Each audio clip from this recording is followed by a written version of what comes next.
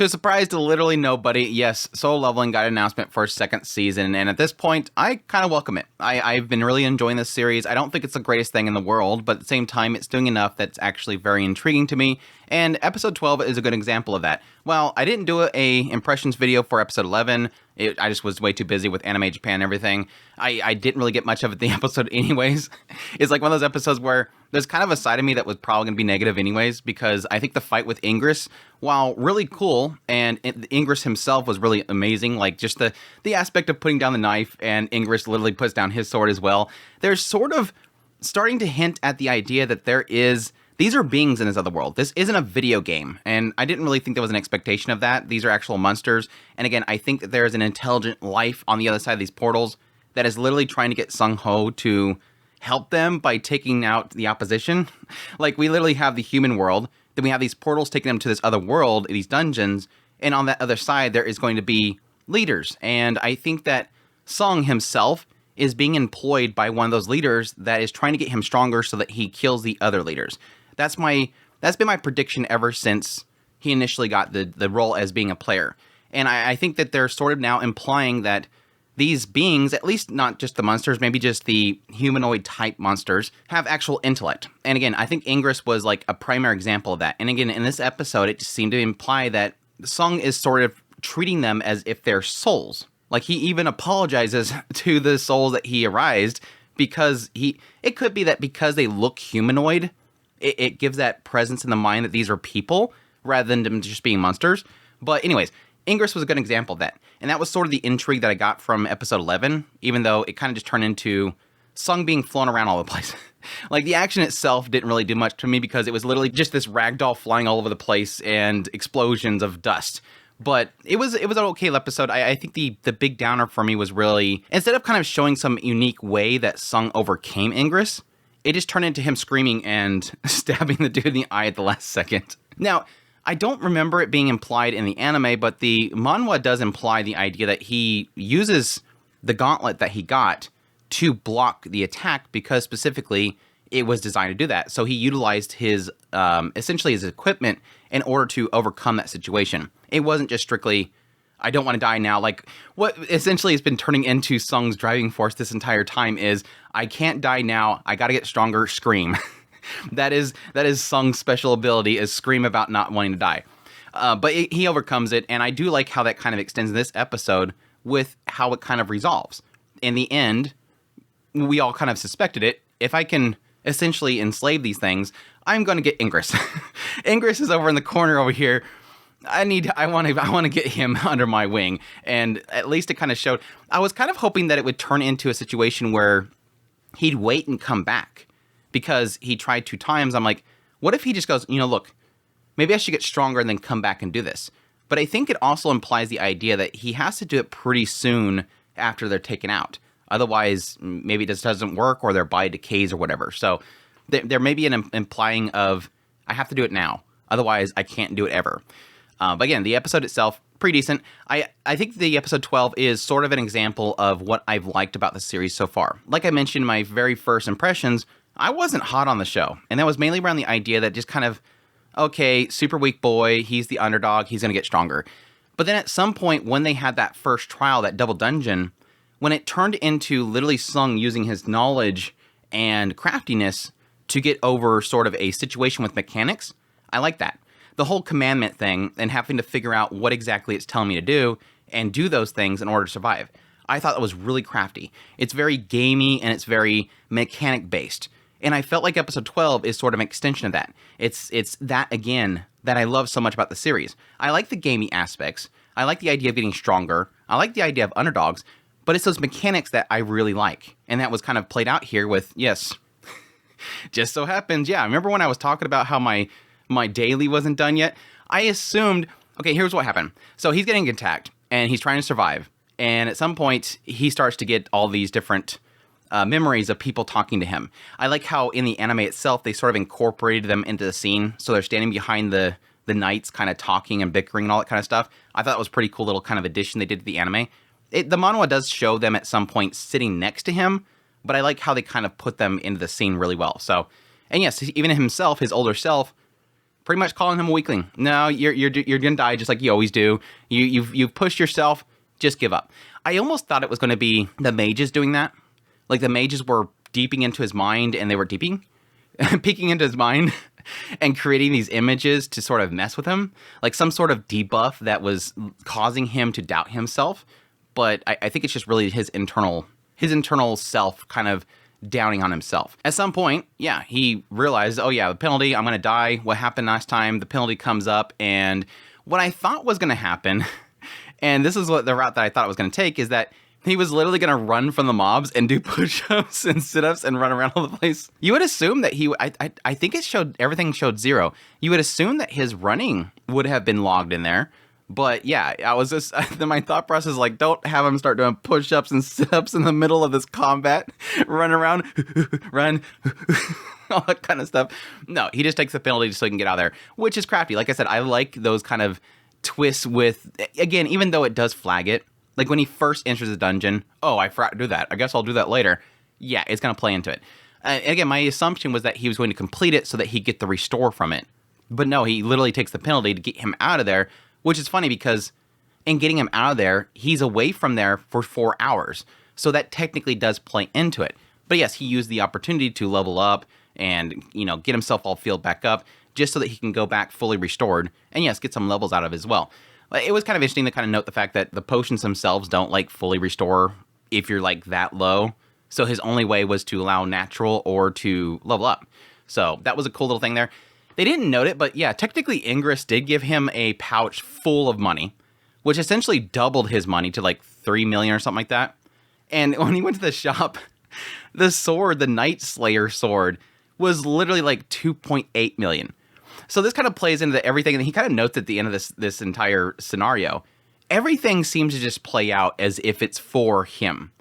The fact that the reminder that you're supposed to do this was kind of like played into the idea that, yeah, you're going to have that penalty, and it seems like the penalty popped up just the perfect time. I think the penalty was activated by, again, this game master that's kind of manipulating him. The fact that he's fighting against necromancers, of course you get a necromancer ability or class. And yeah, technically, oh yeah, by the way, here's a night slaying sword that's just as much money as you have right now. Everything seems to play into this is all being manipulated just for him to get stronger and to hand him the tool that he needs, but only enough of what he actually needs. So again, everything in this episode sort of seemed to play into my theories on. It's pretty obvious. Not like I'm deducing anything incredibly clever here. Yes, that he's being manipulated, and yes, he's being forced to sort of play out the scenario to get stronger. But yeah, it was a cool kind of little twist to it, and him coming back fully restored, taking out all the mages, taking down all the knights, and then yes, eventually getting his new class, which was, again, necromancer. I don't know exactly what I was expecting, what kind of class he would end up getting, and it looks like it's kind of forced. And the idea that it says, yes, necromancer, he's like, no, I don't want to be a necromancer. Those are like mages. Those are like weaklings. I'm physical. And he does almost decline it. Yes, he declines and it says, wait, it's a hidden class. Are you sure you want to get rid of this? I don't think it said it in the anime, but in the manhwa, it specifically says at this point, in the anime, it kind of goes directly to him going, if I can see an example, maybe I would choose it. And then he goes, oh yeah, by the way, the mages might have been pretty much necromancers. So the system literally gave me an example so that I would take it. In the manhwa, it goes into him thinking about people that have like special hidden abilities. And he's specifically talking about how like there's hunters that can create powerful shields. There's ones that can buff even though they're not healers. And then you have, like, even the Tiger's Guild's master, who's an S rank, he's rumored to be able to transform into a monster. So he's kind of contemplating people that have special abilities, special traits, and how, yeah, those are the people that have, like, unique abilities that are employed by the major guilds. They have lots of power. So that's what it initially kind of leans him toward the idea of taking the necromancer class. And then, yes, he sees the example and goes, oh, yeah. They don't have power. They're weaklings that hide behind their monsters, but I'm physically powerful, so now I'll have somebody fight alongside me. And so it kind of turns into one of those things of like, don't think about what that is. Which, if it was me, I could honestly say that, yeah, I would have that mindset that what if when I change jobs or classes, my stats will adjust as well. because there's a lot of games that will have that kind of ability to switch your classes, like say Final Fantasy 14. You switch your job and your stats change. So it could be, of course, in Final Fantasy 14, you can switch back. In this situation, we don't know if you can switch back. So there's a good possibility that when he changed jobs, he'd lose all of what he's gained. And so it doesn't really get into that. It just kind of implies the idea of, oh, well, I'll stay the same. But yeah, he accepts it and gets like massive bonus points for everything that he did. Killed all the monsters, bonus points. Had more than 50 HP, 50% HP, bonus points. The time that you stay there, bonus points. All to the point where he gets Shadow Monarch, which is like a job up. So interesting stuff there. So yeah. And yes, these abilities that he gets, one is he's able to arise, he calls it arise, you draw out the mana from things that he's fell and turn them into shadow creations that fight for him. And he's able to do 30 at a time, but only able to store 20. I didn't really catch the 30 part, and that's why he stores 11 in order to get Ingress. But yeah, he tries Ingress and fails until eventually, yeah, he kind of, again, he plays into their humanity, which is interesting. I liked in the manhwa, he actually goes up to one of the shadows and says, sorry about that. He like fist bumps him in the chest and says, sorry about this just after I summon you, but I got to get rid of you. And it like sends him off into the void, which is pretty much implies that they're dead, like out of existence, which is kind of unsettling because and it's unsettling because it looks like he's sort of bothered by that. Again, I'm wondering if they're actually playing into, again, bestowing humanity upon these monsters, not making them just monsters, but actually make them sentient beings that he feels bad about, controlling whatnot. It seems like the case with Ingress, especially. With Ingress, he's literally turning him into his bro. Like he goes up there and says, look, your king's gone. You're defending a throne that has nobody sitting in it. You know, you're a warrior. Your whole purpose in life as a warrior is to fight your foe. Join me. Stand up. Don't rust here. Stand at my side. Protect me. I'm giving you a new role. Join me. And that's why eventually Ingress kind of accepts it, or at least his shadow accepts it. I don't know. I don't know if they're going with spirits or shadows or mana or whatever they're doing. Again, it kind of implies that Ingress is a person, which again, I think that's pretty cool. Turning them from just monsters in a dungeon, random goblins, just video game foes that, you know, disappear when you fight them, into actual beings. And again, sort of playing into this no longer being solo leveling because he's no longer solo leveling. They dropped the title at the very end. But that was all interesting.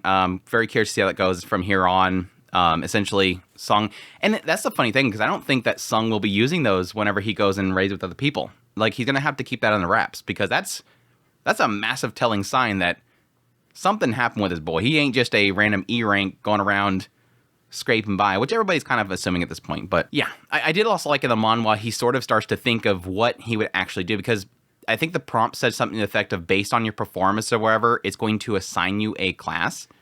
And he immediately thought, oh, that's got to be because, you know, I'm going to be an assassin because of my agility, or maybe I'll be a warrior because of my strength. And yeah, vitality, I think even for a tank, that wasn't his thought process, was a necromancer, which is kind of one of those things where it kind of makes you wonder, what was the mindset there? Like, what in what he did says necromancer? And again, I think that's all because that's what the system wants him to become. The system wants him to essentially create an army that will fight alongside him, because it's easier to control one person rather than multiple people. And yeah, it kind of leads me to believe that at some point, he's probably going to... the ending of this series is going to be him arising whatever this thing that made him into a player. Watch. Anyways, yeah.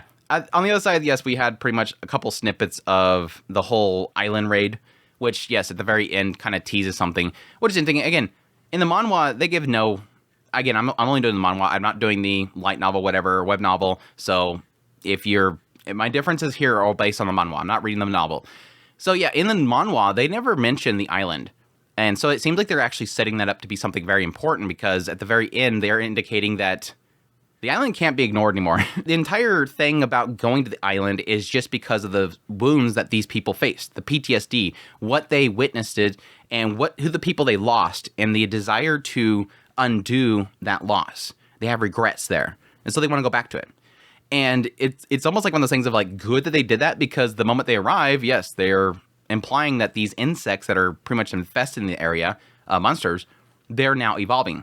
they're getting wings. So they can no longer ignore it. Again, I'm curious if that's just always going to be a side story or eventually they're going to bring in Sung to the situation. That's the question mark, but we'll see. We have pretty much like 3 different threads going on right now. One being, what Sung's doing with Yo. You have the whole situation with the island. You have Huang, who's going to come and kill Sung. So you have like multiple threads going on here. So I'll be curious what happens from here on. But anyhow, that's my thoughts on the finale again. Pretty curious to see where the series go from here. Definitely the finale gets me a little more excited than I was before. It's a really good kind of indication of what's to come, and I'm excited to see where it goes. But yeah, that's my thoughts on the finale of Solo Leveling. Hope you guys enjoyed this video. As always, do make sure that like button down below, comment, let me know the episode. If you're new to the channel, make sure that subscribe button is my content. I do news, reviews, first impressions, top list. If it's anime, it's pretty much here. Just if you like this content, you want to support the channel more, at Patreon link, tips, links, some thanks, membership button below. Greatly appreciate everybody that does, and y'all take care.